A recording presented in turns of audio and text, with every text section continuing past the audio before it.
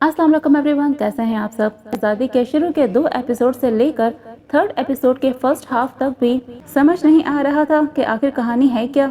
मगर जैसे ही शहरोज के बेटे का फोन आता है तो एकदम कहानी में ट्विस्ट आता है और समझ आती है कि असल कहानी तो अब शुरू होगी।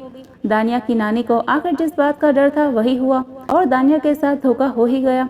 दानिया बड़े मान से शहरोज से शादी के लिए राजी हो जाती है, ये सोचकर कि वो उसे खुश रखेगा, मगर उसके साथ शादी के अगले दिन ही धोखा हो गया और शहरोज ने अपने बाप की जान बचाने की खातिर दानिया की जिंदगी बर्बाद कर दी।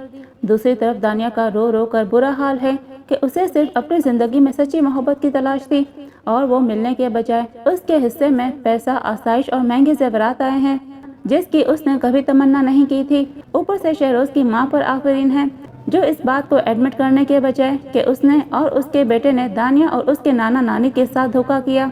वो दानिया से कहती है कि अगर मेरा बेटा शादीशुदा है तो क्या हुआ, तुम्हारे बाप ने भी तो 2 शादियां की हैं। तुम तो ऐसे रो रही हो जैसे मेरे बेटे ने पूरी रात तुम्हें हंटर से मारा हो। तुम पर कोई जुल्म तो नहीं हुआ। यहाँ रहोगी तो ऐश करोगी, यहाँ नौकर चाकर, रुपया पैसा, महंगे जेवरात सब तुम्हारे कदमों में होगा। और क्या चाहिए तुम्हें। मगर ये सब चीजें तो दानिया के लिए हमेशा से मटेरियलिस्टिक रही हैं और उसने इन तमाम चीज़ों की कभी ख्वाहिश नहीं की थी।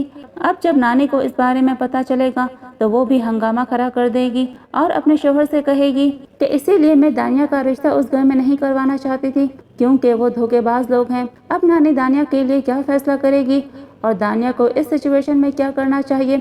आपकी क्या राय है, हमें कमेंट बॉक्स में अपना फीडबैक दीजिए। शुक्रिया, अल्लाह हाफिज।